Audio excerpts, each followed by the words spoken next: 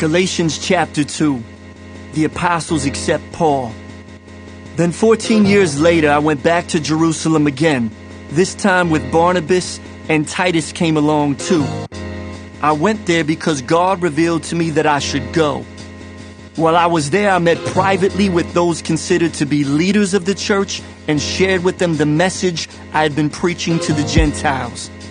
I wanted to make sure that we were in agreement, for fear that all my efforts had been wasted and I was running the race for nothing. And they supported me and did not even demand that my companion Titus be circumcised, though he was a Gentile. Even that question came up only because of some so-called Christians there, false ones really, who were secretly brought in. They sneaked in to spy on us and take away the freedom we have in Christ Jesus. They wanted to enslave us and force us to follow their Jewish regulations. But we refused to give in to them for a single moment. We wanted to preserve the truth of the gospel message for you, and the leaders of the church had nothing to add to what I was preaching. By the way, their reputation as great leaders made no difference to me, for God has no favorites. Instead, they saw that God had given me the responsibility of preaching the gospel to the Gentiles, just as he had given Peter the responsibility of preaching to the Jews. For the same God who worked through Peter as the apostle to the Jews also worked through me as the apostle to the Gentiles. In fact, James, Peter, and John, who were known as pillars of the church, recognized the gift God had given me, and they accepted Barnabas and me as their co-workers.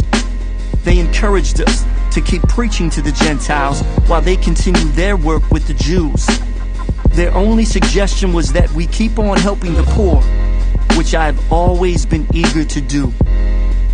Paul confronts Peter. But when Peter came to Antioch, I had to oppose him to his face, for what he did was very wrong.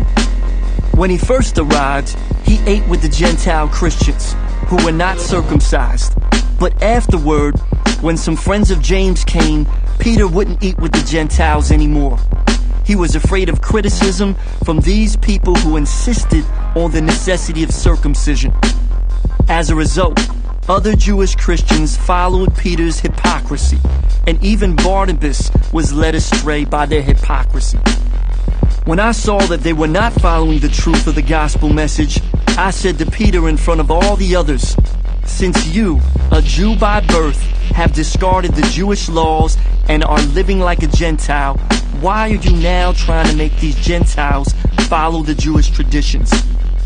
You and I are Jews by birth, not sinners like the Gentiles, yet we know that a person is made right with God by faith in Jesus Christ, not by obeying the law. And we have believed in Christ Jesus, so that we might be made right with God because of our faith in Christ, not because we have obeyed the law, for no one will ever be made right with God by obeying the law. But suppose we seek to be made right with God through faith in Christ, and then we are found guilty because we have abandoned the law. Would that mean Christ has led us into sin? Absolutely not. Rather, I am a sinner if I rebuild the old system of law I already tore down. For when I tried to keep the law, it condemned me. So I died to the law. I stopped trying to meet all its requirements so that I might live for God. My old self has been crucified with Christ. It is no longer I who live, but Christ lives in me. So I live in this earthly body by trusting in the Son of God who loved me and gave himself for me. I do not treat the grace of God as meaningless. For if keeping the law could make us right with God, then there was no need for Christ to die.